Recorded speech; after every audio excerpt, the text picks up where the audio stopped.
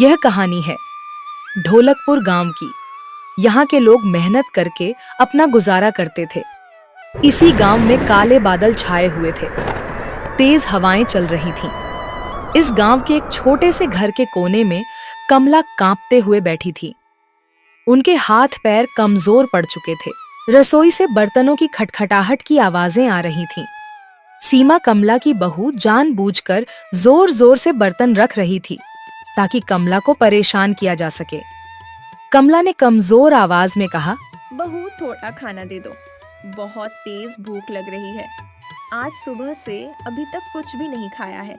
2 रोटी मिल जाएंगी तो रात कट जाएगी। सीमा ने ठंडे स्वर में जवाब दिया, माँ जी, मेरे पास आपके लिए खाने के लिए कुछ नहीं है। जो थोड़ा बचा है वह सुरेश के लिए है। आप खुद को संभालो। यह घर है, धर्मशाला नहीं है जहाँ हर समय आपको खाना मिले। अगले दिन कमला भूख से तड़प रही थी। उसने अपनी बहू सीमा से अपने लिए फिर से खाना मांगा। आप क्या हर वक्त खाना ही खाती रहती हैं? यहाँ कोई खाना नहीं है। मैंने जो बनाया था वह सब खत्म हो गया। अरे, इस बुढ़िया ने तो परेशान ही कर दिया है। इसे किसी भी तरह इस घर से बाहर निकालना होगा। लेकिन कैसे? मुझे कुछ ऐसा करना होगा कि यह खुद ब-खुद इस घर को छोड़कर चली जाए। अगले दिन सीमा ने एक चाल चली। जब सुरेश दोपहर में घर आया तो वह अचानक जोर जोर से रोने लगी। उसने अपनी आंखें लाल कर लीं और कांपती आवाज में सुरेश से कहा, सुरेश, अब ये मेरा घर नहीं रहा। अब मैं यहाँ नहीं रह सकती।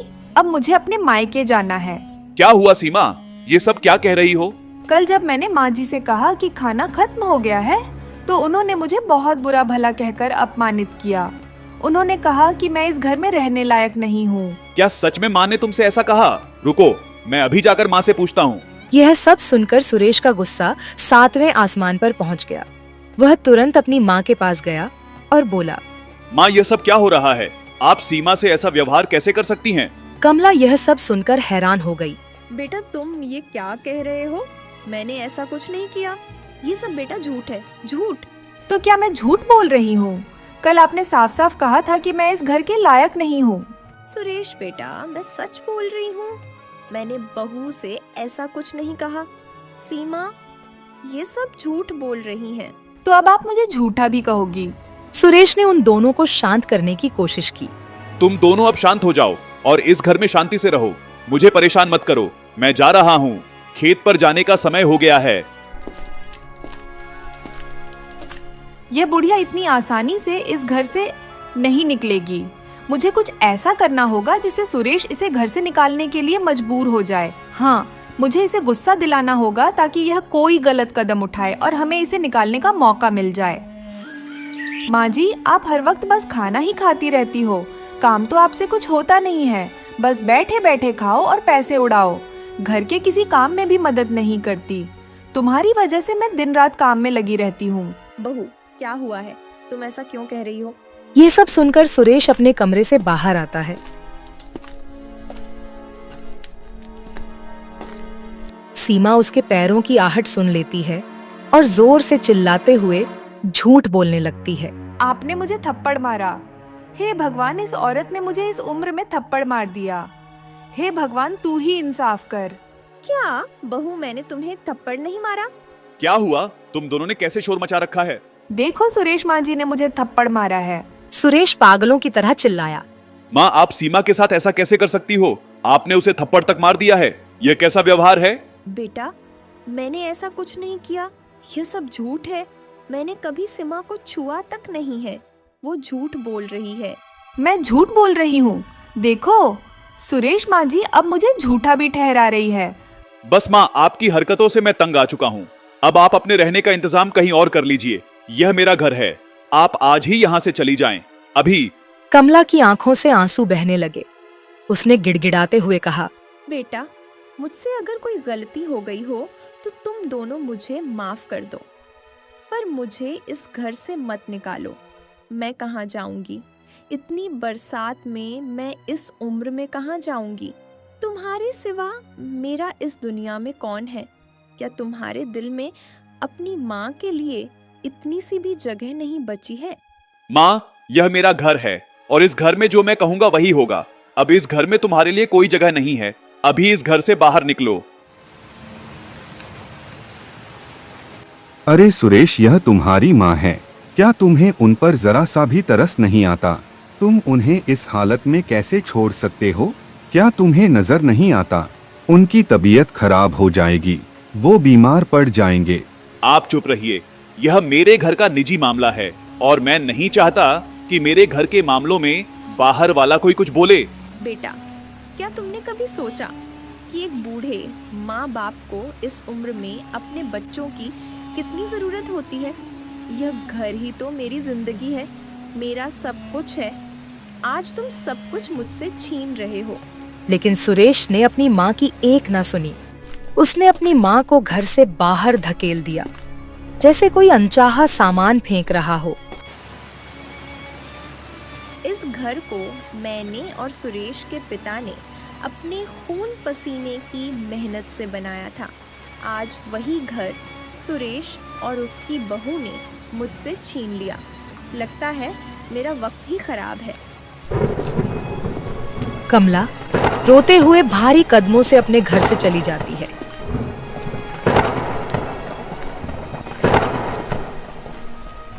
कमला रोते हुए एक पेड़ के नीचे जाकर बैठ जाती है। हे भगवान, मेरी किस्मत में यह दिन भी देखना लिखा था जिस बेटे के लिए जिंदगी भर मेहनत की। आज उसने अपनी पत्नी के साथ मिलकर मुझे घर से बाहर निकाल दिया। अब मैं जिंदा रहकर क्या करूंगी? इतने में एक गांव वाला कमला के पास से गुजरता है। कमला बारिश में पूरी तरह से भीग चुकी थी, जिसके कारण वह ठंड से कांप रही थी। बेटा, मुझे बहुत ठंड लग रही है। मुझे कोई कपड़ा दे दो जिससे मैं अपने शरीर को ढक सकूं और इस ठंड से बच सकूं। अरे मां जी, तुम जैसे लोग तो सड़कों पर ही भटकते रहते हैं। यहाँ कोई मदद नहीं करेगा। जाओ कहीं और भीख मांगो। तुम्हारे जैसे आलसी लोगों की वजह से ही गांव की बदनामी होती। कमला निराश होकर उस पेड़ के नीचे बैठी रही। उसका शरीर इतना कांप रहा था मानो हर हड्डी अलग अलग हिल रही हो। उसकी आंखों से आंसू नहीं बल्कि निराशा बह रही थी। वह रात भर सर्दी से लड़ते हुए वहीं बैठी रही। सुबह होते होते कमला की हालत और खराब हो गई थी।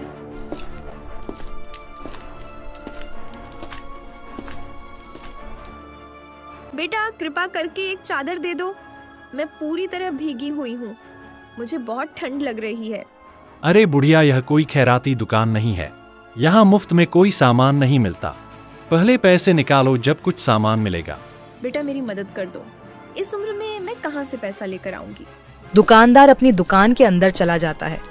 कमला दुकान के बाहर खड़ी हुई कांपती रहती है। उसकी आंखों में निराशा भरी हुई थी और चुपचाप वापस लौट जाती है, जैसे वह इस दुनिया में अकेली हो।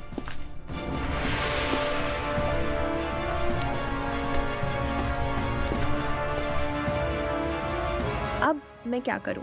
कहने को तो यह दुनिया बहुत बड़ी है, लेकिन आज इसमें मेरे लिए कोई जगह नहीं है। मेरे ही बेटे ने मुझे अपने घर से निकाल दिया। जिस घर को खून पसीने से बनाया था, आज उसी घर में मेरे लिए एक कोना तक नहीं है। ये कैसी हालत बना दी मेरे बेटे ने मेरी। सर्दी से मेरा शरीर टूट रहा है और भूख से पेट में बहुत दर्द हो रहा है।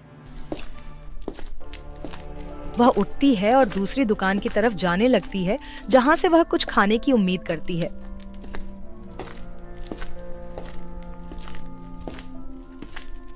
वह धीरे धीरे चलते हुए गांव की मुख्य सड़क पर खाने की एक दुकान पर पहुंच जाती है।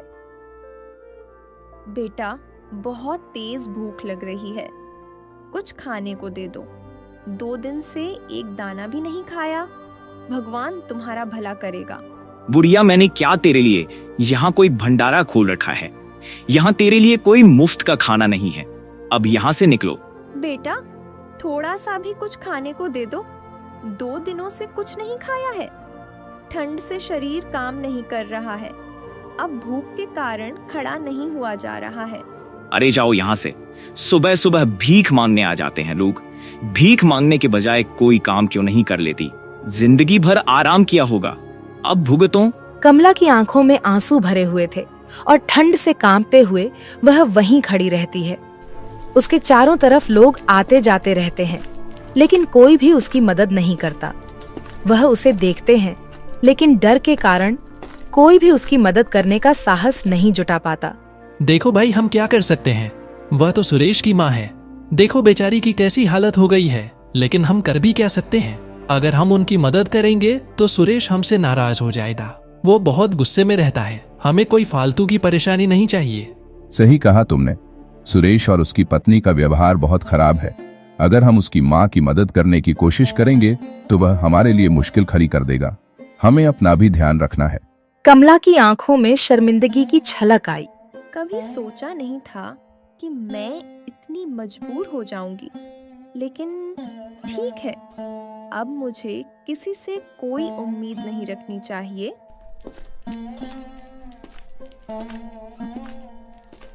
बेटा, कुछ खाने के लिए मदद कर दो। 2 दिन से पेट में अन्न का एक दाना नहीं गया है। भगवान तुम्हारा भला करेगा। अरे ठीक ठाक तो लग रही हो माँ जी। इतनी भी बूढ़ी नहीं हुई हो कि कोई काम ना कर सको। भीख मांगने के बदले कोई काम धंधा क्यों नहीं कर लेती? सही कहा। यहाँ भगवान का नाम रटने से कुछ नहीं मिलेगा। जाओ किसी मंदिर में जाकर बैठो, वहां कुछ ना कुछ भीख मिल ही जाएगी। तुम दोनों चुप रहो। तुम लोगों को शर्म नहीं आती? अगर दूसरे का दुख नहीं समझ सकते तो कम से कम ताने तो मत मारो। ऐसा वक्त किसी के भी जीवन में आ सकता है। अपनी जुबान पर लगाम लगाओ। मांझी, आप मेरे साथ चलो।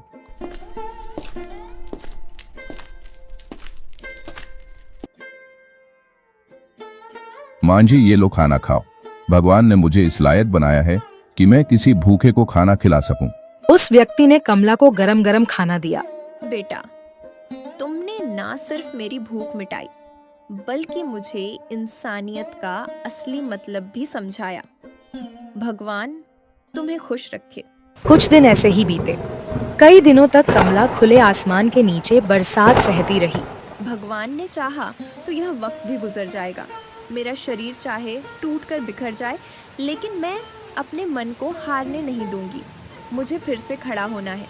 मैं दिन रात मेहनत करूंगी और अपनी मेहनत के दम पर फिर से सब कुछ प्राप्त करूंगी। इस तरह दूसरों के भरोसे कब तक जिंदगी कटेगी? मुझे अपनी परेशानियों से खुद लड़ना होगा। अगर मैंने कुछ नहीं किया तो यह दुनिया मुझे जीने नहीं देगी। एक दिन कमला सोचते सचते गांव के बाहर चली गई। तभी उसकी नजर एक बुढ़ी औरत पर पड़ी। वह एक पेड़ के नीचे बैठी थी और उसकी तबीयत बहुत खराब थी। फिर कमला उसके पास गई और बोली, अरे बहन जी, यहाँ पे आप क्यों बैठी हैं? और आपकी तबीयत भी बहुत खराब है। आप किसी डॉक्टर से दिखा लीजिए। अरे नहीं बहन, मैंने बहुत डॉक्टरों को दिखाया, लेकिन अब कोई फायदा नहीं है। बहन, आपके घर वाले कहाँ हैं? अरे बहन, मेरे घर वाले एक दुर्घटना में भगवान को प्यारे हो गए। वैसे तुम यहाँ पे क्या कर रही हो? फिर कमला ने उसे सारी बात बताई। अरे बहन, मेरा ऊपर जाने का समय आ गया है और मेरे पास मेरा खुद का घर भी है। वे घर तुम ले लो। नहीं बहन, मैं कैसे ले सकती हूँ? देखो बहन, अब वैसे भी मेरे पास समय नहीं है और तुम्हें घर की भी बहुत जरूरत है, इसलिए मेरा घर अब तुम्हारा हुआ। बहुत मिन्नत करने के बाद आखिरकार कमला वे घर ले लेती है और बहुत मेहनत करके अपनी जिंदगी अच्छे से बिताने लगती। कुछ दिनों बाद बहुत तेज बारिश होने लगी, लेकिन इस बार कमला अपने घर में सुरक्षित थी। लेकिन इस बारिश के कारण सुरेश की हालत बहुत खराब थी। सुरेश के खेत की फसल पककर कटने को तैयार थी। सुरेश घर बैठा बारिश के रुकने का इंतजार कर रहा था कि बारिश रुके और वह अपने खेत की फसल काटे। लेकिन बारिश ने सुरेश को इतना मौका नहीं दिया, जिसके कारण सुरेश की चिंता बढ़ती ही जा रही थी। हे भगवान, ये कैसी मुसीबत आ गई? बारिश तो थमने का नाम ही नहीं ले रही। मेरी फसल पककर तैयार खड़ी है। अगर यही हाल रहा तो मेरी सारी फसल बर्बाद हो जाएगी। आप चिंता मत कीजिए, ऐसा कुछ नहीं होगा। जल्दी ही बारिश रुक जाएगी। भगवान पर भरोसा रखिए। तभी कुछ देर बाद बारिश रुक जाती है। सुरेश सीमा के साथ अपने खेत की तरफ फसल को देखने के लिए जाता है। खेत पर पहुंचकर सुरेश अपनी फसल को देखकर हैरान रह जाता है। बारिश के कारण उसकी सारी फसल बर्बाद हो चुकी थी, जिसे देखकर सुरेश बहुत घबरा जाता है। नहीं, ये क्या हो गया? मेरी सारी मेहनत मिट्टी में मिल गई। हे भगवान, ये तूने मेरे साथ क्या किया? मैं बर्बाद हो गया। सीमा, अब क्या होगा? इस बारिश की वजह से मेरी सारी फसल बर्बाद हो गई है। अब हम क्या करेंगे? भगवान हमारे किन कर्मों का फल हमें दे रहा है? आप ऐसे दिल छोटा मत कीजिए जी, हमें हार नहीं माननी चाहिए। अगर ये फसल बर्बाद हो गई तो क्या हुआ? हम फिर से मेहनत करेंगे, फिर से अपने खेत को सींचेंगे। हम दोबारा मेहनत करेंगे, दोबारा अपने खेतों में फसल तैयार करेंगे। भगवान हमारा साथ जरूर देगा। सीमा, तुम समझती क्यों नहीं? जो थोड़ी बहुत पूंजी थी वो सब लगा चुका हूँ। अब नया बीज, नई खाद कहाँ से लाऊं? मेरे पास एक पैसा भी नहीं बचा है। आप एक काम कीजिए, गांव के सेठ जी से कुछ पैसा उधार ले लीजिए। जब हमारी फसल पककर तैयार हो जाएगी तब हम अपनी फसल बेचकर उनका सारा कर्जा उतार देंगे। एक बार फसल उग आए फिर हमें कोई परेशानी नहीं होगी। तुम सही कह रही हो सीमा। अब हमारे पास केवल यही रास्ता बचा है। मैं सेठ जी के पास जाकर देखता हूँ। अगर उन्होंने कुछ धन उधार दे दिया तो मैं दोबारा से मेहनत करके अपने खेत में नई फसल तैयार करूंगा। सुरेश के पास अब कोई और रास्ता नहीं था। सुरेश डर के बावजूद गांव के सेठ से उधार लेने का फैसला करता है। भारी मन और डरते हुए वह गांव के सेठ जी के पास पहुंच जाता है। अरे सुरेश, इतने दिन बाद कैसे आना हुआ? सेठ जी, मुझे आपकी एक मदद चाहिए। मदद? अरे बोलो बोलो, कैसी मदद चाहिए? सेठ जी, आप तो जानते ही हैं, कई दिनों से लगातार बारिश हो रही है। मेरी पूरी फसल इस बारिश में बर्बाद हो गई है। मेरे पास अब कुछ भी नहीं बचा। मुझे अपने खेत में फिर से फसल बोनी है, लेकिन मेरे पास बीज और खाद के लिए पैसे नहीं है। कृपया मुझे कुछ धन उधार दे दीजिए। मैं फसल तैयार होते ही आपका कर्ज ब्याज समेत चुका दूंगा। कर्ज तो मैं दे दूंगा सुरेश, लेकिन ध्यान रखना तुम्हें कर्ज सही समय पर चुकाना होगा। अगर समय पर कर्ज नहीं लौटाया तो तुम्हारी जमीन, घर सब कुछ मेरा हो जाएगा। सुरेश के पास कोई और चारा नहीं था। वह सेठ जी से कर्ज लेकर वापस चला जाता है। वह अपने खेत में दोबारा से मेहनत करता है। दिनरा मेहनत करने के बाद उसके खेत में दोबारा फसल पककर तैयार हो जाती है। लेकिन जैसे ही फसल पककर कटने को तैयार थी, तुरंत आसमान में बादल घिर आते हैं और तेज मूसलाधार बारिश होने लगती है, जिसके कारण सुरेश की फसल फिर से खराब हो जाती है। यह देखकर सुरेश बहुत घबरा जाता है। यह तो बहुत बुरा हो गया। मेरी सारी फसल फिर से बारिश के कारण खराब हो गई है ये, और कर्ज भी बढ़ता जा रहा है। अब मैं यह सारा कर्ज कहां से चुकाऊं? यह कर्ज दिन ब दिन बढ़ता जा रहा है। अब कुछ नहीं बचा। सीमा, यह क्या हो गया? हमने ऐसा तो नहीं सोचा था। हे भगवान, हमारे साथ ये क्या हो रहा है? ये कर्ज तो हमारी सारी मेहनत और दौलत को यूं ही खा जाएगा। अब क्या होगा? हमारी आखिरी उम्मीद भी खत्म हो गई। कुछ समय बाद सेठ का दबाव बढ़ने लगता है। वह सुरेश के दरवाजे पर आ धमका। सुरेश, तुमने जिस तरह से उधार लिया था, अब उसे चुकाने का वक्त आ गया है। तुम्हारा सारा समय खत्म हो चुका है। अब या तो मुझे मेरा सारा धन वापस करो, वरना मैं तुम्हारी संपत्ति को बेचकर अपना धन वसूल लूंगा। सेठ जी, मुझे थोड़ा और समय दे दीजिए। बारिश की वजह से मेरी सारी फसल फिर से खराब हो गई है। मुझे थोड़े से समय की और जरूरत है। मैं आपका सारा कर्ज चुका दूंगा। अब और कोई बहाना नहीं चलेगा सुरेश। अब तुम्हें अपनी सारी संपत्ति को बेचकर मेरा सारा कर्ज चुकाना होगा। पर सेठ जी, अब मेरे पास क्या बचा है? मेरा तो सब कुछ बर्बाद हो गया है। अब मैं यह कर्ज कैसे चुकाऊं? सुरेश, तुम्हारी हालत के बारे में पूरा गांव जानता है। अब तुमसे मुझे यह घर खाली करवाने में जरा भी देर नहीं लगेगी। कल तक यह घर खाली हो जाना चाहिए। इतना कहकर सेठ वहां से चला जाता है। सुरेश और सीमा एक दूसरे की तरफ बेबस नजरों से देखते हैं। ये सब मेरे कर्मों का फल है। अगर मैंने माँ जी के साथ इतनी बदतमीजी नहीं की होती और उनका आशीर्वाद हमारे साथ होता तो हमें आज ये दिन ना देखना पड़ता। मुझे भी अपनी गलती का एहसास हो गया है सीमा। माँ को घर से निकालकर मैंने सबसे बड़ा पाप किया है। अब उनके पास जाकर उनसे माफी मांगने के सिवा हमारे पास कोई रास्ता नहीं है। अगर उन्होंने हमें माफ नहीं किया तो हमने उनके साथ बहुत गलत किया है। माँ का दिल बहुत बड़ा है। मैं जानता हूँ वह हमें जरूर माफ कर देंगी। हमें उन्हें ढूंढना होगा। सुरेश और सीमा माँ को ढूंढने के लिए सड़क पर निकल पड़ते हैं। दोनों भूखे प्यास से अपनी माँ को ढूंढते रहते हैं। तुम दोनों बहुत दुखी लग रहे हो, क्या हुआ है? महाराज, हम बुरी तरह से परेशान हैं। सब कुछ बर्बाद हो गया है, घर बार सब कुछ खत्म हो चुका है और हम सड़क पर आ गए हैं। हमारी किस्मत ने हमें धोखा दे दिया, हमारे पास कुछ भी नहीं बचा। हम नहीं जानते कि अब क्या करें, सब कुछ डूब गया है। तुम दोनों की बात सुनकर ऐसा लग रहा है जैसे तुम्हें किसी की नजर लग गई है। जरूर तुमने कुछ ऐसा किया है जो तुम्हें नहीं करना चाहिए था और अब उसका परिणाम भुगत रहे हो। हाँ महाराज, मैंने अपनी माँ के साथ बहुत बुरा बर्ताव किया, उन्हें घर से बाहर निकाल दिया था। लगता है इस वजह से आज हमारी यह हालत हो गई है। समझ गया, जीवन में कभी किसी को धोखा देने की कोशिश मत करो। गलत काम करने पर हर किसी को उसकी सजा भुगतनी ही पड़ती है। अब तुम्हें अपनी गलती स्वीकार करके आगे बढ़ना होगा, तभी तुम्हें शांति मिलेगी। तुम्हें अपनी गलती माननी होगी और अपनी माँ से माफी मांगनी होगी। धन्यवाद महाराज, आपने हमें सही रास्ता दिखाया। अब मैं अपनी माँ को ढूंढकर उनसे माफी मांगूंगा। अब हम चलते हैं महाराज। साधु के आशीर्वाद के साथ सुरेश और सीमा अपनी माँ को ढूंढते हुए गांव के किनारे पहुंच जाते हैं। वह देखते हैं कि उनकी माँ एक बड़े से घर में बैठी हुई थी। ये देखकर वे हैरान हो जाते हैं। माँ, हमें माफ कर दीजिए। माँ, हमने आपके साथ बहुत अन्याय किया है। अब क्यों आए हो? जब मुझे तुम्हारी बहुत जरूरत थी तब तुमने मुझे घर से बाहर निकाल दिया।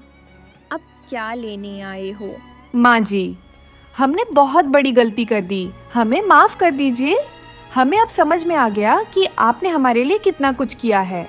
हम आपकी छत्र छाया में वापस आना चाहते हैं। मुझे एक मौका दो माँ, मैं अपने गुनाह का प्रायश्चित करूंगा। जाओ, मैंने तुम्हें माफ किया, लेकिन तुम्हारी यह माफी अब तुम्हारे कर्मों पर निर्भर है।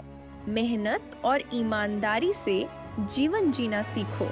बेटा, अब जब तुम यहाँ आ ही गए हो तो बताओ क्या हुआ है? तुम क्यों इतने परेशान हो? ऐसा क्या हो गया जो तुम मुझे यहाँ ढूंढने आ गए? कमला ने सुरेश से उसकी कहानी पूछी। सुरेश की आंखें भर आईं। उसने सारी घटना अपनी माँ को बताई। मन जो हुआ उसे बदला नहीं जा सकता, लेकिन भगवान हर किसी इंसान को दूसरा मौका जरूर देता है।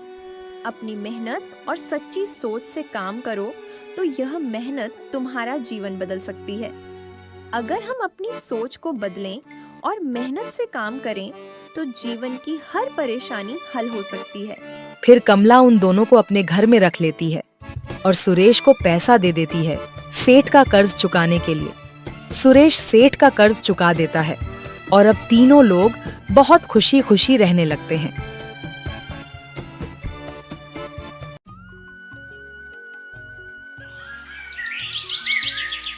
यह कहानी बरगदही नाम के एक छोटे से गांव की है, जहां अमन नाम का एक गरीब किसान रहता था। अमन के परिवार में उसके अलावा उसकी पत्नी रीमा और एक बेटा गोलू था, जिनके साथ वह बहुत खुशी खुशी रहता था। अमन के पास गांव में अपनी एक जमीन थी, जहां पर खेती कर वह अपने घर का पालन पोषण करता था। परंतु अब उसकी वह जमीन पहले की तरह उपजाऊ नहीं रही।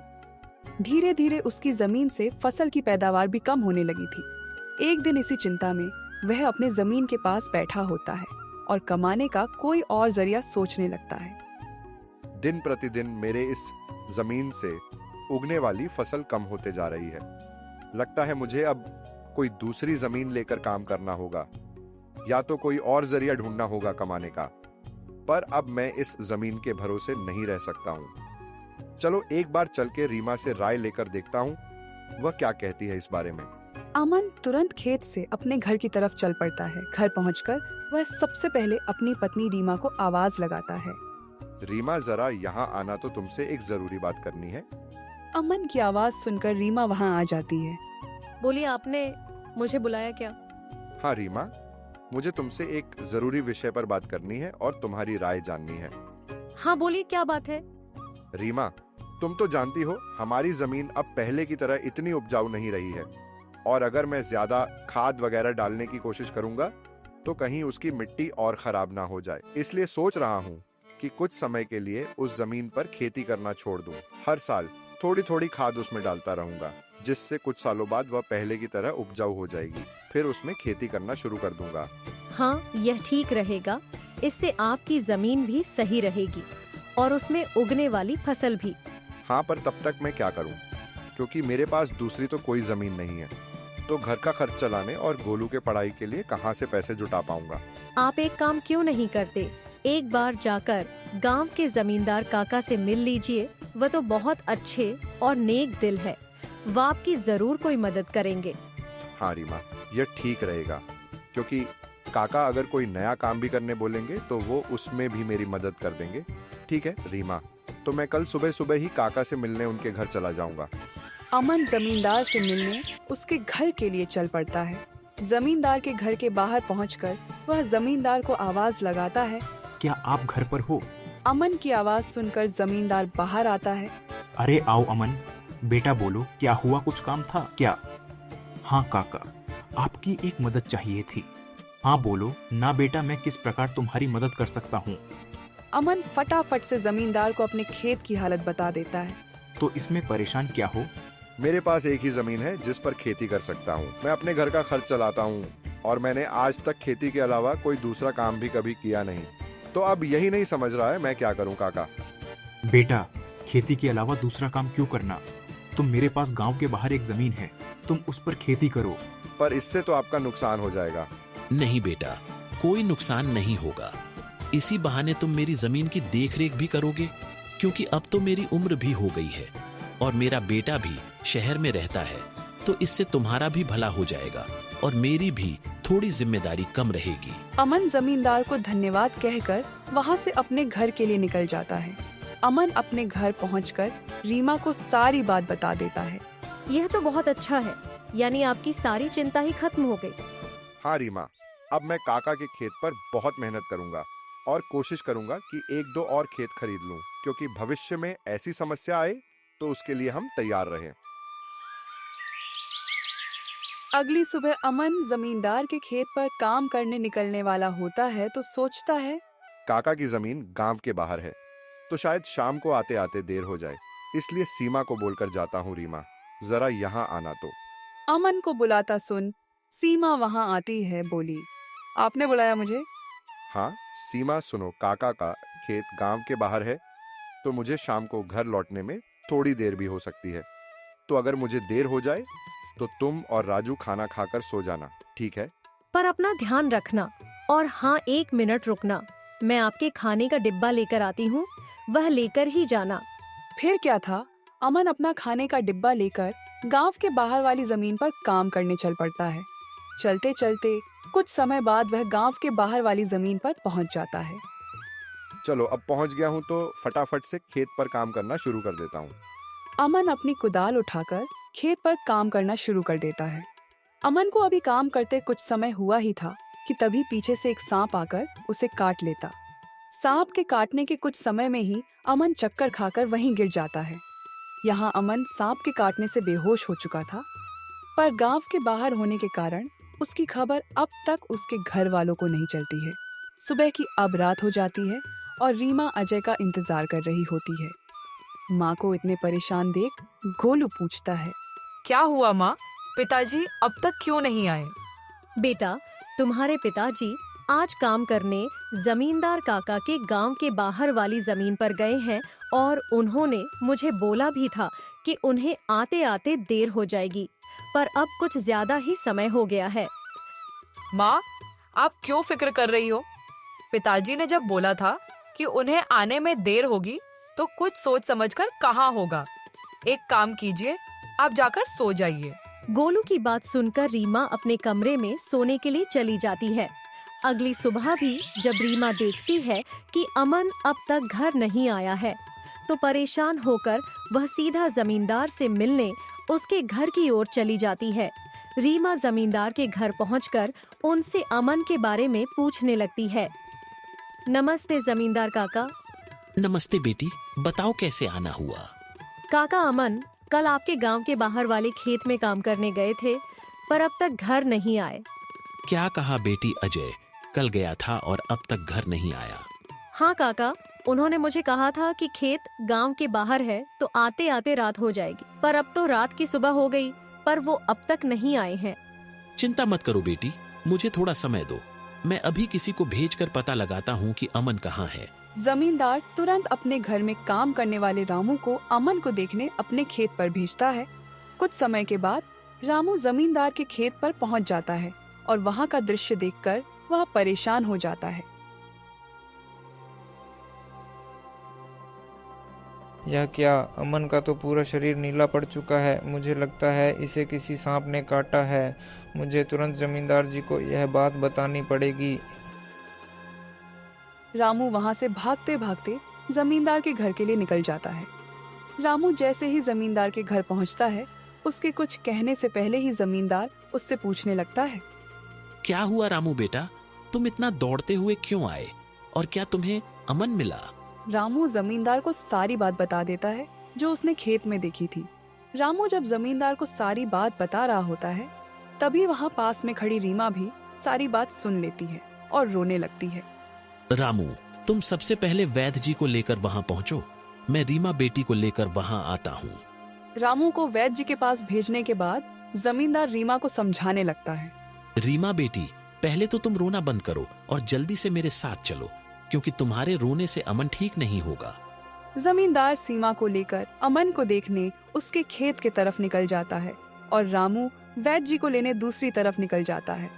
जमींदार और रीमा जब वहां पहुंचे तो उन्होंने देखा अमन बेहोश हालात में खेत में गिरा था और उसका पूरा शरीर नीला पड़ चुका था। रीमा अमन के पास बैठकर रोने लगती है।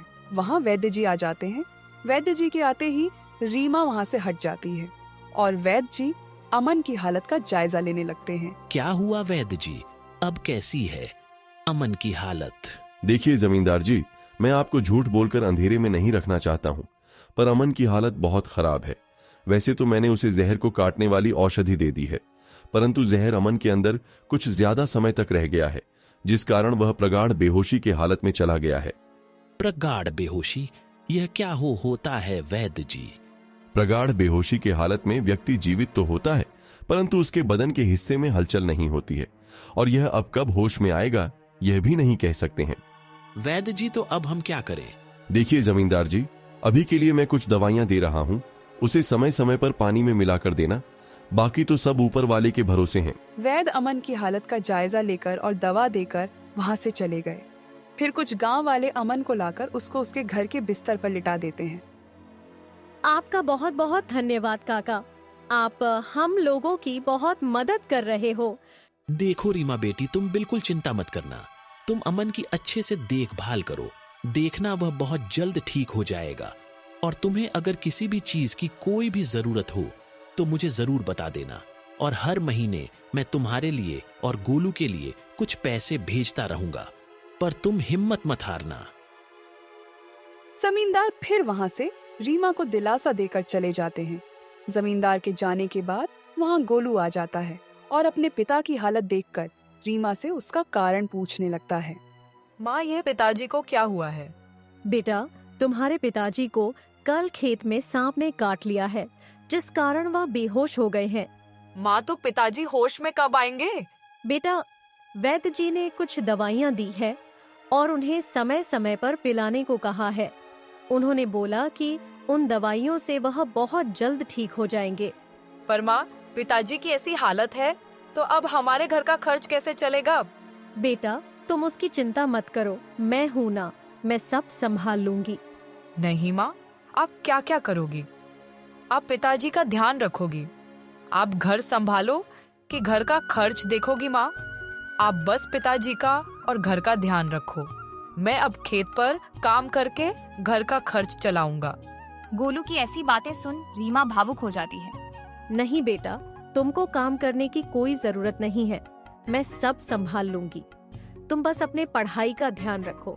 तुम्हारे पिताजी का सपना है कि तुम बहुत बड़े अफसर बनो और मैं तुम्हें वह बनाकर रहूंगी, भले उसके लिए मुझे कितनी भी मेहनत क्यों ना करनी पड़े। फिर रीमा गोलू को वहाँ से पढ़ने भेज देती है। मुझे अब कुछ करना ही होगा, क्योंकि मैं अब अमन का ठीक होने का इंतजार तो नहीं कर सकती हूँ। मुझे अब खुद जाकर खेती करनी होगी और हो सके तो कोई और काम भी देखना होगा।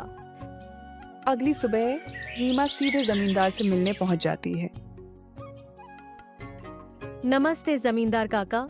नमस्ते बेटी। और अमन की तबीयत अब कैसी है?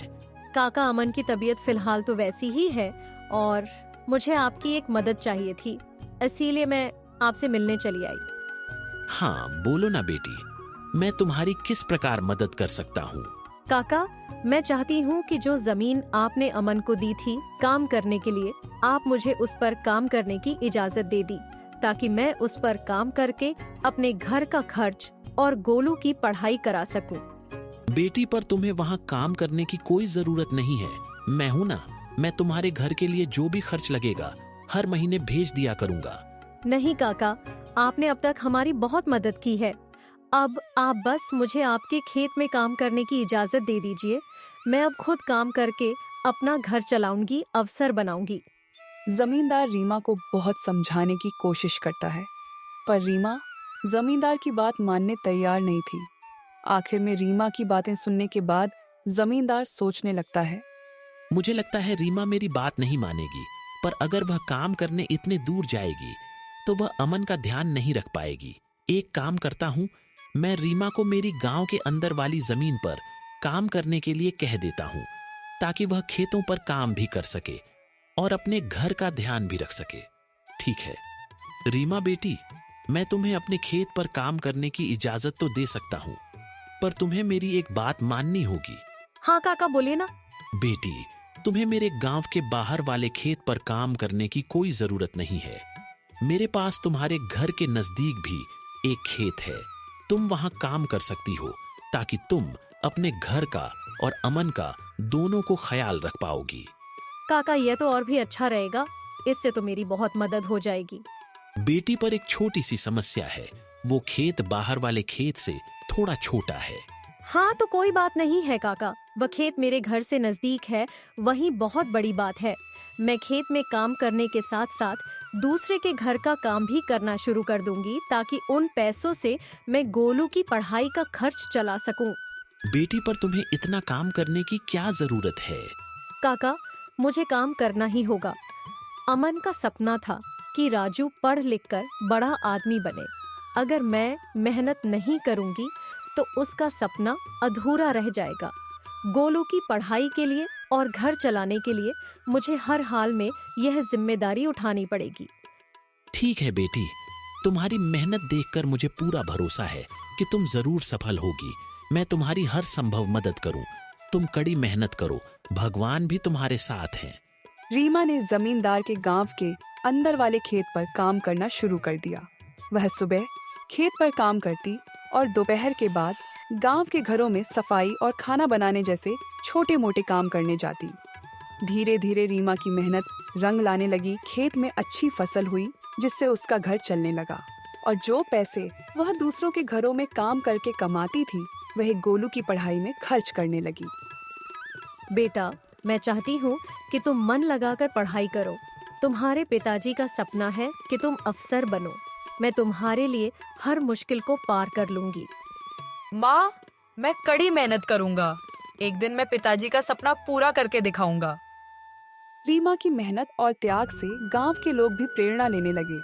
उन्होंने देखा कि कैसे एक माँ अब अपने परिवार के लिए हर कठिनाई का सामना कर रही है। इसी बीच अमन की हालत धीरे धीरे सुधरने लगी। वैद्य जी की दवाओं और सीमा की देखभाल ने जहर का असर कम कर दिया। एक दिन अचानक अमन को होश आ गया। अमन को होश में आते देख रीमा बहुत खुश हो गई। अमन, तुम्हें होश आ गया। भगवान ने मेरी मेहनत और दुआएं सुन ली। रीमा, मैंने तुम्हें और राजू को बहुत परेशान किया है। नहीं अमन, तुम हमारी ताकत हो। जब तक तुम ठीक हो रहे थे, मैंने हर जिम्मेदारी संभाली, और देखो अब सब कुछ ठीक हो रहा है। अमन धीरे धीरे पूरी तरह ठीक हो गया। उसने रीमा की मेहनत और त्याग देखकर प्रण लिया कि अब वह उसके साथ कंधे से कंधा मिलाकर परिवार को आगे बढ़ाएगा। गोलू की पढ़ाई भी सफलतापूर्वक चलती रही, और कुछ सालों बाद वह एक बड़ा अफसर बन गया।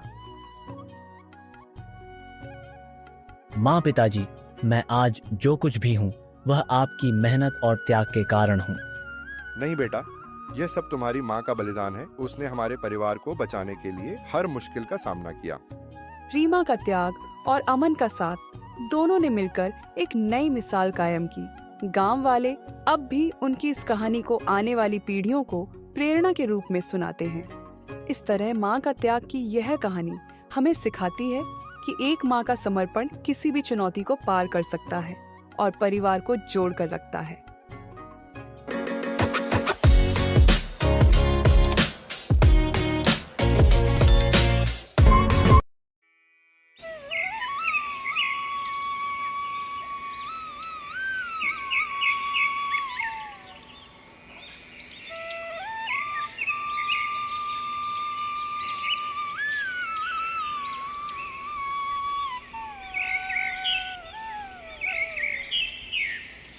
रमेश अपने खेतों पर काम कर रहा होता है। तभी वहां पर उसकी पत्नी ज्योति आई और बोली, अजी आज आप जल्दी आ गए थे, खाना लेकर नहीं आए थे, इसलिए मैं खाना ले आई हूँ। अरे तुम क्यों आ गए? मैं थोड़ी देर में आने ही वाला था। मुझे क्या पता था। चलिए कोई बात नहीं, आप खाना खा लीजिए। यह सुनकर रमेश खेतों से बाहर आ गया और एक पेड़ की छांव में बैठकर अपनी पत्नी के साथ खाना खाने लगा। गीता खेतों की रखवाली कर रही थी। तभी वहां पर गांव का मुखिया आया और बोला, अरे वाह रमेश, तुम तो बड़े ही भाग्यशाली हो जो तुम्हें ऐसी पत्नी मिली है। ये तो सब ऊपर वाले की कृपा है मुखिया जी। वैसे आप हमारे खेतों पर, हम तो बस इसी तरह खेतों पर घूमने आए हैं। सोचा तुम्हारे खेतों को भी देख लें। वैसे इस बार फसल कैसी होगी? उम्मीद तो है कि अच्छी ही है। फिर मुखिया वहां से चला गया। मुखिया के जाने के कुछ देर बाद वहां पर सेठ धर्मपाल आया। सेठ ने जब रमेश को देखा तो उससे कहा, अरे रमेश, तुम यहाँ पर हो? मैंने सोचा तुम घर पर होगे। क्यों, क्या हुआ सेठ जी? अरे मुझे कुछ अनाज चाहिए। क्या तुम्हारे पास अनाज है? नहीं सेठ जी, अभी तो नहीं है, पर कुछ महीनों बाद मेरे पास बहुत अनाज होगा। अच्छा, ऐसी बात है क्या? तुम्हारे पास अभी 1-2 बोरी भी नहीं है क्या? हाँ हाँ, 2 बोरी तो होगी। चलिए मैं आपको घर पर चलकर देता हूँ। यह सुनकर सेठ धर्मपाल काफी खुश हुआ और इसके बाद वो लोग घर आ गए। घर आने पर रमेश ने सेठ को 2 बोरी अनाज दिया और कहा, बताइए सेठ जी, तो मैं इन्हें आपके घर पर पहुंचा दूं? नहीं नहीं, मेरे आदमी उठा लेंगे, तुम परेशान मत हो। यह सुनकर रमेश काफी खुश हुआ। इस पर सेठ ने रमेश को पैसे दिए और कहा, ये लो अपने अनाज के पैसे। अरे नहीं नहीं सेठ जी, ये आप क्या कर रहे हैं? अरे क्यों रमेश, मना क्यों कर रहे हो? तुम इतनी मेहनत करते हो, तुम्हें अपने पैसे लेने चाहिए। यह सुनकर रमेश काफी खुश हुआ और उसने सेठ से पैसे ले लिए। समय के साथ रमेश की फसल काफी अच्छी हो रही थी, क्योंकि रमेश मन लगाकर अपने खेतों में काम किया करता था। ज्योति भी अपने पति की मदद करती थी। वहीं ज्योति को खाना बनाना भी बहुत अच्छा लगता था, जिस वजह से वह नए नए पकवान बनाया करती। एक दिन उसने अपने घर पर बिरयानी बनाई। बिरयानी की खुशबू चारों तरफ गांव में फैल गई। तभी उसकी पड़ोसन ऋतु वहां पर आई और बोली, अरे ज्योति, क्या बना रही हो? बड़ी अच्छी खुशबू आ रही है। आइए आइए, मैं बिरयानी बना रही हूँ। तभी मैं कहूँ, इतनी अच्छी खुशबू क्यों आ रही है? और वैसे तुम्हारी बिरयानी की खुशबू देखकर लग रहा है ये बड़ी ही स्वादिष्ट होगी। हाँ हाँ, बननी तो स्वादिष्ट ही चाहिए। आप बैठिए, मैं आपको परोस देती हूँ। अरे नहीं नहीं, अब मैं इस तरह नहीं खा सकती। अरे क्यों नहीं खा सकती? यह कहकर ज्योति ने ऋतु को बिरयानी परोसी। ऋतु ने बिरयानी खाई तो बोली, मानना पड़ेगा तुम्हारे हाथों में बहुत स्वाद है। क्या मुझे एक टिफिन बिरयानी और मिल सकती है? हाँ हाँ, क्यों नहीं। यह कहकर ज्योति ने एक टिफिन में बिरयानी पैक कर दी। तभी ऋतु ने उसे कुछ पैसे दिए, जिस पर ज्योति ने कहा, अरे इसकी क्या जरूरत है? जरूरत कैसे नहीं है? अगर मैं किसी ढाबे वाले से लेती तो भी तो मुझे पैसे देने पड़ते। यह सुनकर ज्योति काफी खुश हुई और इसके बाद ऋतु वहां से चली गई। दूसरी तरफ रमेश अपने खेतों पर मन लगाकर काम कर रहा था। शाम को जब वह घर आया तो देखा ज्योति काफी खुश थी। क्या हुआ, आज बड़ी खुश नजर आ रही हो। खुश होने वाली बात ही है। पता है, बिरयानी की खुशबू से हमारी पड़ोसन रितु हमारी बिरयानी खरीद कर चली गई है। क्या, बिरयानी खरीद कर चली गई? तुमने उनसे पैसे क्यों लिए? मैंने तो मना किया था, पर कह रही थी अगर किसी ढाबे वाले से लेती तो भी तो मुझे पैसे देने पड़ते। यह सुनकर रमेश काफी खुश हुआ। वैसे मेरे ख्याल से तुम्हें अपना खुद का ढाबा खोल लेना चाहिए, क्योंकि तुम बहुत ही स्वादिष्ट खाना बनाती हो। अजी, अगर मैं ढाबा खोल लूंगी फिर आपके काम में हाथ कौन बटाएगा? मैं तो घर पर ही ठीक हूँ। यह सुनकर रमेश काफी खुश हुआ। समय के साथ रमेश की फसल पक कर तैयार थी और वह अपनी फसल को काटने में लगा हुआ था। तभी वहां पर सेठ आया और बोला, अरे रमेश, तुम्हारी फसल तैयार हो गई। हाँ हाँ सेठ जी, तैयार हो गई है, इसीलिए तो काट रहा हूँ। आज काट कर कल इसे बाजार में बेच दूंगा। अरे तुम तो भूल ही गए, मैंने कहा था ना इस बार तुम्हारा अनाज मुझे चाहिए है। याद है सेठ जी। ठीक है, तो मैं सारा अनाज आपके घर पहुंचा दूंगा। नहीं नहीं, मेरे आदमी खुद ही कल अनाज लेने आ जाएंगे। यह सुनकर रमेश काफी ज्यादा खुश हुआ। इसके बाद सेठ वहां से चला गया। रमेश घर आया और सारी अनाज की बोरियों को गोदाम में रख दिया, जिस पर ज्योति ने कहा, अजी, इन्हें गोदाम में क्यों रख रहे हो? क्योंकि ये सारी बोरियां सेठ के आदमी का ले जाएंगे। ये तो बड़ी अच्छी बात है। इस बार आपको बाजार जाकर दाम नहीं लगाने पड़ेंगे। हाँ हाँ, यह तो तुमने सही कहा। इसके बाद वो लोग आराम से सो गए। आधी रात हुई तभी कुछ चोर आए और उनके गोदाम से सारी अनाज की बोरियां चुरा कर ले गए। अगली सुबह जब ज्योति उठी तो उसने देखा गोदाम का दरवाजा खुला हुआ था। अरे, ये दरवाजा कैसे खुला हुआ है? मैंने तो रात में बंद किया था। यह कहकर जब वो गोदाम के अंदर गई तो बुरी तरह हका बका रह गई। अनाज कहाँ चला गया? सारा अनाज तो रात में इसी गोदाम में रखा था। और ज्योति जोर जोर से चिल्लाने लगी। ज्योति की आवाज सुनकर रमेश वहां आया और बोला, तुम चिल्ला क्यों रही हो?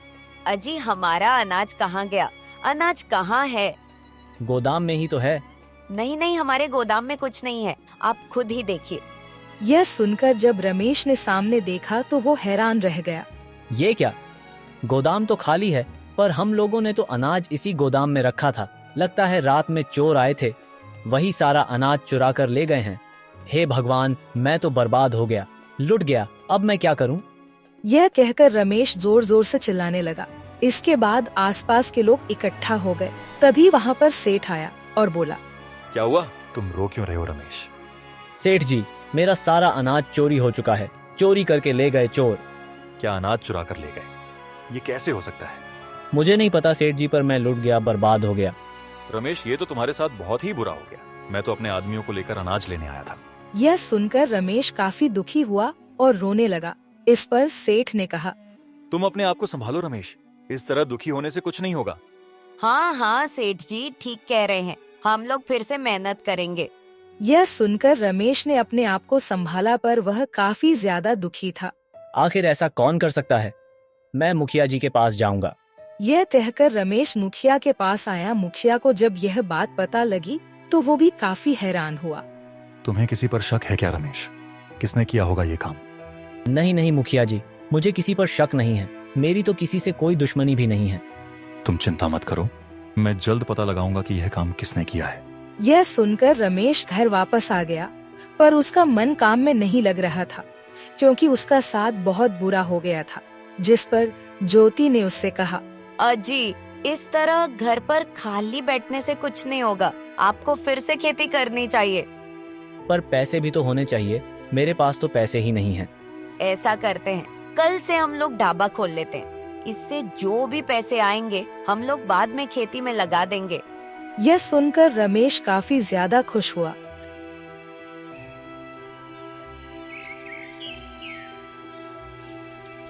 और अगले दिन से ही ज्योति ने अपने घर के बाहर ही ढाबा खोल लिया।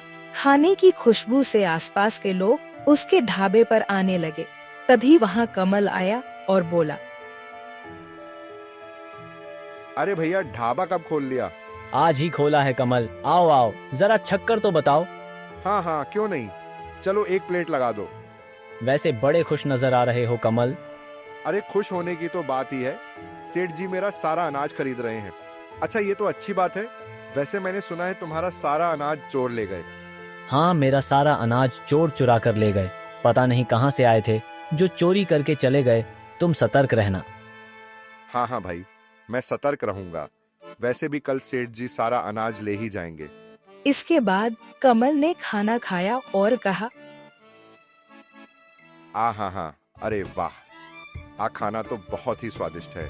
इसके बाद कमल ने पैसे दिए और वो वहाँ से चला गया। उस दिन उन लोगों की काफी अच्छी बिक्री हुई, जिस पर ज्योति ने कहा, अजी हम लोग बस इसी तरह ढाबा चलाते रहेंगे, जिससे हमारे पास पैसे आ जाएंगे और आप आराम से खेती कर पाएंगे।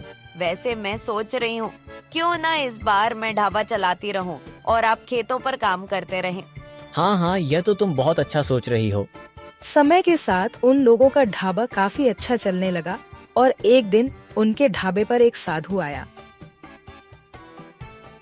साधु काफी ज्यादा भूखा था और उसने ज्योति से कहा, बेटा कुछ खाने को दे दो, मुझे बहुत तेज भूख लगी है। हाँ, साधु महाराज बैठिए। इसके बाद ज्योति ने एक प्लेट खाना लगाया और साधु को दे दिया। साधु खाना खाकर ज्योति को कुछ पैसे देने लगा, जिस पर ज्योति ने कहा, नहीं महाराज जी, मुझे आपसे पैसे नहीं चाहिए, आप तो साधु हैं। अरे बेटी, तुम इतनी मेहनत कर रही हो, मैं इस तरह तुम्हारा खाना फ्री में नहीं खा सकता हूँ। तो क्या हुआ साधु महाराज, यह मैंने आपको अपनी श्रद्धा से दिया है। यह सुनकर साधु बाबा काफी ज्यादा खुश हुआ और उन्होंने एक पोटली ज्योति की तरफ बढ़ाई और कहा, इसमें कुछ अनाज के दाने, इन्हें तुम अपने खेतों में डाल देना, इससे तुम्हारे खेतों में काफी अच्छी फसल होगी बेटा। यह सुनकर ज्योति काफी खुश हुई और उसने उस पोटली को ले लिया और साधु बाबा वहाँ से चले गए। कुछ देर बाद वहाँ पर रमेश आया, जो बाजार से सामान लेने गया हुआ था। रमेश ने ज्योति से कहा, मैं सारा सामान ले आया हूँ।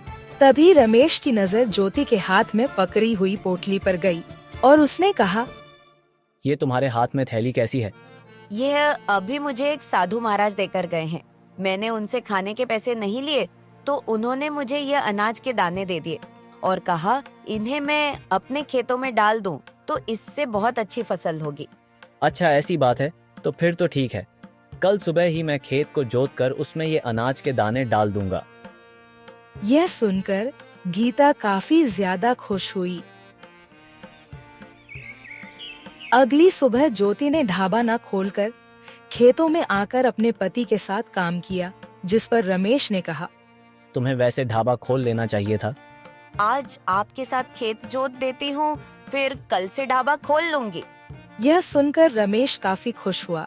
वहीं दूसरी तरफ मुखिया इस बात का पता लगा रहा था कि आखिर गांव में चोर कहां से आ गए, क्योंकि कमल का भी अनाज रहस्यमय तरीके से चोरी हो गया था। जिस पर मुखिया ने कहा, बड़ी हैरानी वाली बात है, पहले रमेश के साथ ये घटना हुई, अब कमल के साथ। आखिर ऐसा कौन कर रहा है? भला चोर अनाज को लेकर कहाँ रख रहा होगा? मुखिया को कुछ समझ नहीं आ रहा था और उसने कुछ आदमियों को बुलाकर पूरे गांव में फैला दिया। वहीं दूसरी तरफ रमेश काफी खुश था, क्योंकि उसने पूरे खेतों में दाने डाल दिए थे और अब वह रोजाना खेतों की देखभाल करने लगा था और गीता आराम से ढाबा चलाने लगी। समय के साथ उसके खेत में धीरे धीरे पौधे आने लगे, जो पूरे खेत में फैल गए। ये देखकर रमेश काफी हैरान हुआ। ये कैसा चमत्कार है? दाने तो बहुत थोड़े थे, पर फसल तो पूरे खेत में आ रही है। लगता है यह सब उसी साधु का चमत्कार है। इसके बाद रमेश ढाबे पर आ गया, जहाँ पर ज्योति काम कर रही थी। अपने पति को देखकर ज्योति ने कहा, क्या जी, आप खेत का सारा काम करके आ गए? हाँ, मैं सारा काम करके आ गया। तभी वहाँ पर सेठ आया और बोला, अरे तुम लोगों ने ढाबा खोल लिया, पर क्यों? क्या हो गया? कुछ नहीं सेठ जी, हमारे पास पैसे नहीं थे फसल के लिए, इसीलिए ढाबा खोल लिया। अगर पैसे नहीं थे तो मुझे बता दिया होता, मैं तुम्हें उधार दे देता। भला मैं तुम्हें पैसे देने से मना कर देता क्या? नहीं नहीं, ऐसी बात नहीं है सेठ जी। हमने सोचा उधार लेने से क्या फायदा, वैसे भी मेरी पत्नी बहुत स्वादिष्ट खाना बनाती है। अच्छा, ये तो बहुत ही अच्छी बात है। जरा एक प्लेट मुझे भी तो खिलाओ। ये सुनकर ज्योति ने सेठ को एक प्लेट खाना खिलाया, जिसे खाकर सेठ ने कहा, अरे वाह वाह, ये तो बहुत ही स्वादिष्ट खाना है। ऐसा करो, इसे पैक भी कर दो। इसके बाद सेठ खाना पैक कराकर वहाँ से चला गया, जिस पर ज्योति और रमेश काफी ज्यादा खुश हुए। समय के साथ वो लोग आराम से रहने लगे, पर रमेश अभी भी उस बात को भूल नहीं पाया था। वहीं धीरे धीरे गांव में लगातार अनाज की चोरियां हो रही थी, जिससे मुखिया काफी ज्यादा परेशान हो रहा था। वहीं जब यह बात रमेश को पता लगी तो वह भी काफी ज्यादा परेशान हुआ। आखिर यह सब कौन कर रहा है? आखिर ये चोर आए कहाँ से हैं? क्या हुआ? आप परेशान क्यों लग रहे हैं? अरे हमारे गांव में अनाज की चोरियां होने लगी हैं। अनाज की चोरियां होने लगी? अब किसके घर पर चोरी हो गई? अरे कमल के घर पर चोरी हो गई है और एक दो लोगों के घर पर और चोरी हो गई है। उनका सारा अनाज चोर रात में लेकर चले गए। ये तो बड़ी हैरानी वाली बात है। मुखिया जी कुछ नहीं कर रहे हैं क्या? पता नहीं मुखिया जी कुछ कर रहे हैं या नहीं कर रहे। वही समय के साथ रमेश की फसल तैयार हो गई, जिसे देखकर रमेश काफी खुश था। अब हमारी फसल तैयार हो गई है, कल इसे हम बाजार में बेच देंगे। तभी वहाँ पर सेठ धर्मपाल आया और बोला, अरे रमेश, तुम्हारी फसल तैयार हो गई। हाँ हाँ सेठ जी, तैयार हो गई है। ये तो बहुत अच्छी बात है। ऐसा करना, इस बार तुम अपनी फसल मुझे दे देना। पिछली बार तो तुम नहीं दे पाए थे। हाँ हाँ ठीक है, मैं सारी फसल काट कर आपको दे दूंगा। यह सुनकर सेठ मुस्कुराया। सेठ के जाने के बाद वहाँ पर मुखिया आया और बोला, सेठ, तुमसे क्या कहने के लिए आया था? कुछ नहीं, मेरी फसल लेने आए थे। अच्छा, ऐसी बात है। मैं तुमसे जो बात कहूंगा उसे ध्यान से सुन। इस बार सेठ से कहना कि तुम फसल काटोगे नहीं, बल्कि सेठ इसे खुद काट कर ले जाए। पर आप ऐसा क्यों कहने के लिए कह रहे हैं मुखिया जी? मैं जैसा कह रहा हूँ तुम वैसा करते जाओ। तुम्हें जल्द ही पता लग जाएगा कि मैं ऐसा क्यों कह रहा हूँ। यह सुनकर रमेश ने हामी भर दी। इसके बाद रमेश सेठ के घर चला गया। रमेश को देखकर सेठ काफी हैरान हुआ और बोला, अरे तुम यहाँ पर? तुम यहाँ क्या करने आए हो? सेठ जी, मैं आपसे यह कहने आया हूँ कि आप अपने आदमियों को लेकर आना और फसल काट कर ले जाना। मैं आपसे कुछ पैसे कम कर लूंगा। यह सुनकर सेठ धर्मपाल थोड़ा हैरान हुआ और बोला, ये तुम क्या कह रहे हो रमेश? तुम मुझे फसल काट कर दे दो, मैं कल सुबह अपने आदमियों को लेकर आऊंगा और ले जाऊंगा। नहीं नहीं सेठ जी, मैं फसल नहीं काट पाऊंगा। आप अपने आदमियों को लेकर आना और फसल ले जाना, इसमें दिक्कत वाली क्या बात है? यह सुनकर सेठ काफी ज्यादा परेशान हो गया। उसे इस तरह परेशान देखकर रमेश ने कहा, आप इतने परेशान क्यों हो रहे हैं? नहीं नहीं, मैं इस तरह नहीं लूंगा। अगर तुम्हें देनी है तो तुम खुद काट कर दे देना, मैं कल खुद ले जाऊंगा। यह सुनकर रमेश काफी ज्यादा परेशान हो गया। उसे तो समझ ही नहीं आ रहा था कि आखिर सेठ ऐसा क्यों कह रहा था। तभी वहाँ पर मुखिया अपने आदमियों के साथ आया और बोला, क्या हुआ रमेश? क्या कह रहे हैं सेठ जी? यह तो मना कर रहे हैं, कह रहे हैं कि मैं खुद अपने हाथों से फसल काट कर नहीं लूंगा। ये तो मना करेंगे ही, क्योंकि ये सब इन्हीं का ही किया हुआ है। यह सुनकर सेठ काफी ज्यादा हैरान हुआ और बोला, ये क्या कह रहे हैं मुखिया जी? आप किस बारे में बात कर रहे हैं? मुझे पता है, अभी आपको कुछ समझ में नहीं आएगा सेठ जी। चलिए, आप मेरे साथ चलिए। इसके बाद मुखिया सेठ को अपने साथ उसके गोदाम में ले आया। पूरा गोदाम अनाज से भरा हुआ था। इतना अनाज देखकर रमेश काफी हैरान हुआ। अरे सेठ जी, आपके गोदाम में तो पहले से ही बहुत सारा अनाज है, फिर आप अनाज क्यों खरीद रहे हैं? यह सुनकर सेठ काफी ज्यादा हैरान हुआ और बोला, अरे अरे, मुझे एक काम है इसीलिए खरीद रहा हूँ। वैसे मुखिया जी, आपको इससे क्या मतलब? आप मेरे गोदाम में क्या करने के लिए आए हैं? मतलब क्यों नहीं है? अरे रमेश, तुम अपनी बोरियों को तो पहचानते हो ना? हाँ हाँ मुखिया जी, पहचानता हूँ, उन पर मैंने निशानी बनाई थी। तो जरा इस गोदाम में देखकर तो बताओ, कहीं तुम्हारी बोरियां यहाँ तो नहीं है? यह सुनकर रमेश काफी ज्यादा हैरान हो गया और जब वो गोदाम के अंदर अनाज की बोरियां देखने गया तो उसे अपनी बोरियां दिख गई, जिन्हें देखकर उसने कहा, अरे मेरा अनाज तो यहीं पर ही है। इसका मतलब इस सेठ ने अपने आदमियों को भेजकर सारा अनाज चुरा लिया था। यह सुनकर सेठ काफी ज्यादा घबरा गया और वहाँ से भागने की कोशिश करने लगा, जिस पर मुखिया के आदमियों ने उसे पकड़ लिया और कहा, कहाँ जा रहे हो सेठ जी? अब तुम कहीं नहीं जा सकते। और आपको ये सब कैसे पता लगा? मैंने अपने आदमियों को पूरे गांव में फैला दिया था। उन्होंने मुझे बताया कि यह सब तुम कर रहे हो क्योंकि जिससे तुमने अनाज लेने के लिए कहा उसका अनाज उसी रात चोरी हो गया। आखिर ऐसा कैसे हो सकता था? यह सुनकर सेठ काफी ज्यादा शर्मिंदा हुआ। इस पर रमेश ने कहा, तो अब इनके साथ क्या करना चाहिए मुखिया जी? करना क्या चाहिए? इन्हें पूरे गांव में गधे पर बैठाकर घुमाएंगे। गधा लिया और सेठ को उस पर बिठाकर चप्पलों की माला पहना दी और पूरे गांव में घुमाया, जिससे गांव वाले काफी ज्यादा हैरान हुए। वही मुखिया ने सभी गांव वालों को बताया कि सेठ ने ही उनका अनाज चुराया था। जिस पर कमल ने कहा, इतने अमीर होकर भी हमारा अनाज चुराते हो जी। मुझे तो पता ही नहीं था अमीर भी इतने लालची और गिरे हुए होते हैं। इसके बाद सेठ को गांव से निकाल दिया गया और अब सभी गांव वाले काफी ज्यादा खुश थे क्योंकि उन्हें उनका अनाज वापस मिल गया था। वहीं अब रमेश भी काफी ज्यादा खुश था क्योंकि उसे अपना पुराना अनाज भी मिल गया था और उसके पास एक और फसल थी जिसे बेचकर वह काफी ज्यादा अमीर हो गया और अब वह लोग आराम से रह रहे थे।